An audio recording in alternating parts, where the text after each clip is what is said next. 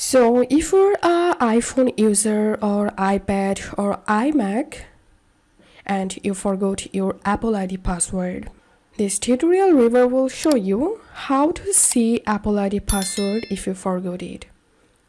So I'm going to opening my Chrome browser and I'm going to opening iCloud.com, and once you are here, tap on sign in. And now enter here your Apple ID, then tap on next. If you've saved your iCloud password before, then here you will get your Apple ID password. So all you have to do is just tap on it and your Apple ID password will be added here. Now tap on next, and that's how you will be able to find your Apple ID password.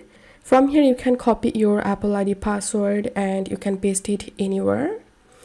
If you find this video helpful, don't forget to subscribe Tutorial River. See you in the next video.